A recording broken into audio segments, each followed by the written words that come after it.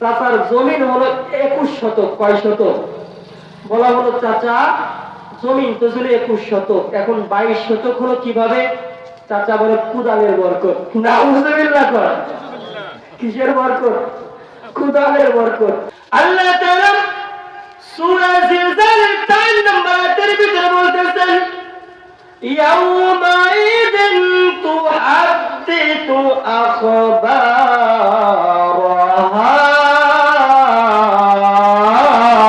আল্লাহু আকবার।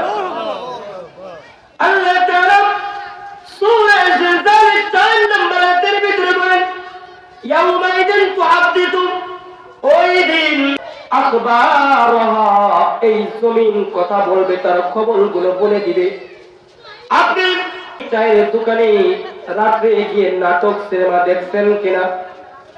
আপনি ঘরের ভিতরে দরজা আটকে দিয়ে যুবক মোবাইলের ভিতরে আপনার মা দেখে নাই, বাবা দেখে নাই, আপনি গুনাহের কোন কাজ করছেন কিনা? ঘরের ভিতরে গিয়া আপনি মাঠে গিয়া আপনার পাশের জমিওয়ালা সার দিয়ে পানি রাখছে, এই দিকে একবার তাকাইছেন, ওই দিকে একবার তাকা দেখেন কেউ নাই, আস্তে করে আঙ্গুল দিয়ে একটু জায়গার মাটি সরায়া দিলেন আর বুঝাইলেন এই মাটিগুলো ভেঙে গেছে, আর ওই সার দিয়া পানি আপনার জমিনের ভিতরে আনছেন। কেউ না দেখলে আল্লাহ তাআলা দেখে কি দেখে না?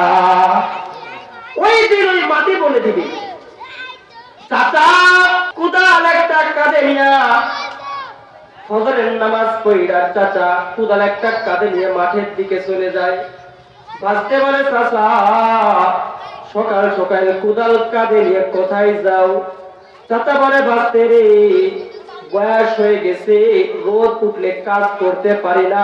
চাচা 1 নম্বরে টাউটার। চাচা মূলত রোদ উঠলে কাজ করতে পারবে না, এই জন্য ফজরের পরে কুদাল কাঁধে নিয়ে ওই মাঠের দিকে যাই না।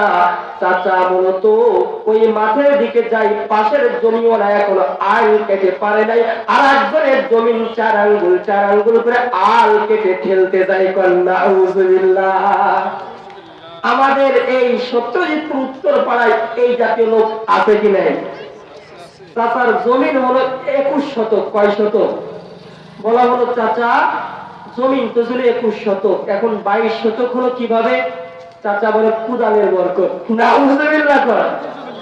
কিসের বরকত? কুদালের বরকত। আয় চাচা 4 আঙ্গুল করে আপনি জমিনের ভিতরে 20 শতক জমিন, আপনি 4 আঙ্গুল করে কুদাল দিয়ে, আপনার শক্তি আছে, আপনার 3-4টা বাঘের মতো ছেলে আছে, আপনাকে মানুষ ভয় পায়। আর একজনের জমিনে আপনি নিজের জমিনের ভিতরে আইনা ওখানে 1 গজ করে আপনি 60 গজ ধান ওখানে লাগাইছেন। 20 শতক জমিনের ভিতরে আপনার 13 মণ ধান হয়েছে, আর ওই 1 গজ করে ওখানে হয়তো 5 কেজি ধান হয়েছে। এই 13 মণ ধানের সাথে ওই 5 কেজি ধান মিশ্রণ হওয়ার কারণে আপনার পুরো ইনকামটা হারাম হয়ে গেল। নাউজুবিল্লাহ। এরকম লোক আমাদের সমাজে আছে কি নাই? আল্লাহর নবী বিশ্বনবী রাহমাতুল লিল আলামিন জানেন, আল্লাহ তাআলা 30 পারার ভিতরে সূরা জিলজালের 4 নম্বর আয়াতের ভিতরে বলেন, তুহাদ্দিতু আখবারাহা, জমিন ওই দিন কথা বলবে।